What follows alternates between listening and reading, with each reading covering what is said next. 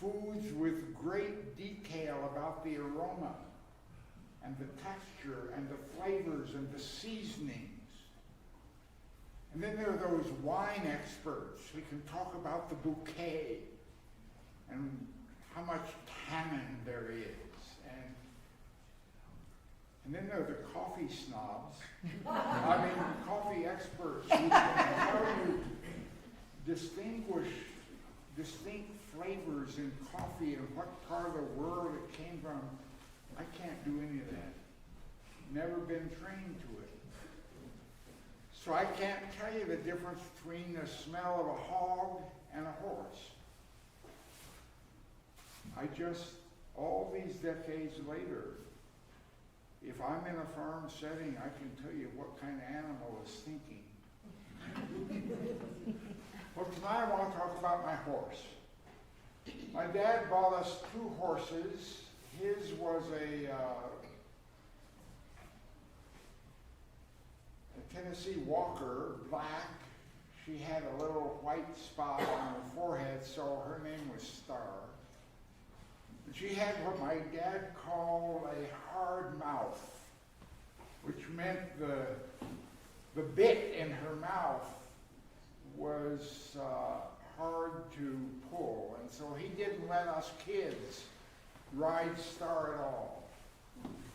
We had to keep away from Star on horseback. The horse that he bought that I rode was called Queen, and she was a Palomino, one of those beautiful creamy colored horses. And both Star and Queen were well trained. Now when you think of horseback riding, you probably just think of being on the horse and riding. But there's a lot more to it than that. It's kind of like, you think of being in church, but being in church is a lot more complex than that. It's not you just wake up in the morning and you show up in church. There's a lot of preparation you do to be presentable in church.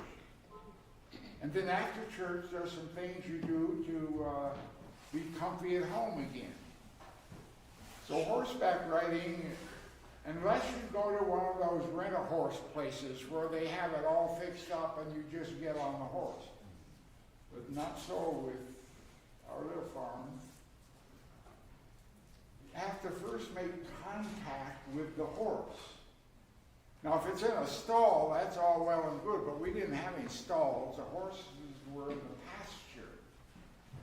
And so making contact with the horses meant sometimes bribing with a carrot or an apple, and calling out to them in the sweetest voice, and carrying the halter, which is a rope to fit around the head and the neck.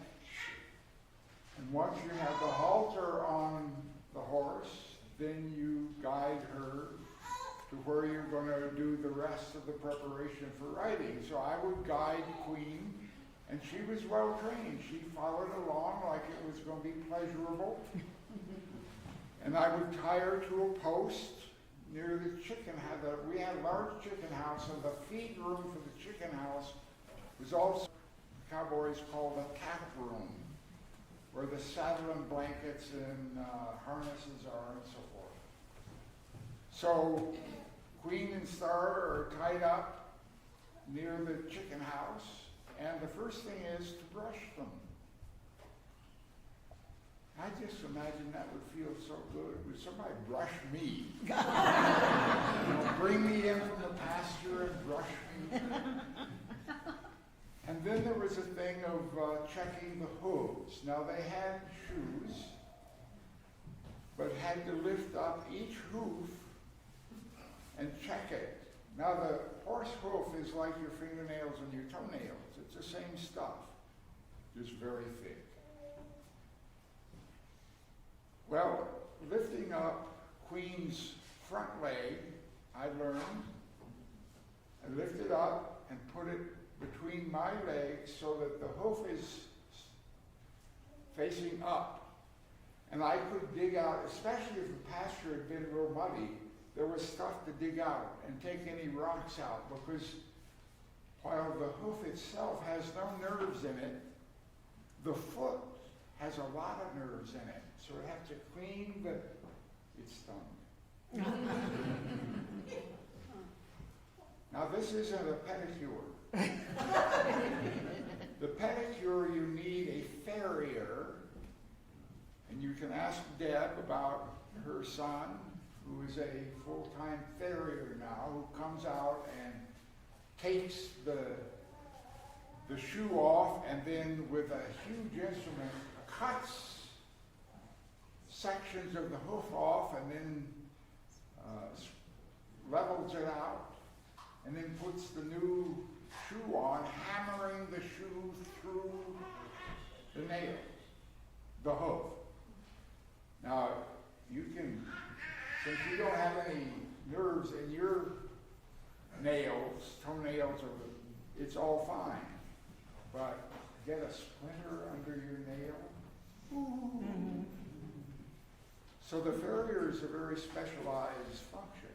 I never had to do that. I just watched it, and I would pick up part of a big section of hoof that was cut off. It stunk too. So after that's done, well, I forgot the back legs. My dad, a horse, as a surprise. Now, a milk cow kicks forward and out to the side. And when I was a little tyke, 10 years old, 11 years old, 12 years old, sitting on the little stool, if the cow was going to kick, I could put my arm out and block her kick. Just consider that. Once in a while I missed and she stepped in the milk pail, and I learned some liturgy then. But a horse kick is straight out to the back, and it can be lethal. So my dad said, pick up her queen's back hoof. Ooh, have the background music, you know, the tension. So I have my hand on her rump. Rub down, Queen, I'm okay, I'm not. Lift up that back foot again between my legs so that's up. And she cooperated. Bless that horse. She cooperated so I could clean out the hoof. Move around to the other side, do the front hoof. The back hoof. Now for a kid, this is like graduation time. You achieved this. And I could do it over and over again, always moving cautiously so that Queen could be a little nervous at times. One time I had her tied there by the chicken house, and something scared her, and she backed up immediately and pulled the post out of the ground, which scared her more and scared me, and my dad had to calm me, and then we had to calm the horse and untie the useless post from her. But that only happened once. So then it's time to get the saddle blanket on her. And then the saddle. Did I say she's a lot bigger than I am? At 10, 11, 12 years old. So I had to learn how to hoist the saddle up so that the stirrup on the right side and the cinch, which is the belt, would go over and not be caught between the saddle and the saddle blanket. So it took some practice to get that up and over. And then I had to cinch her. I had to lean under her and reach over for that belt. It had a big metal circle on it, and bring that up.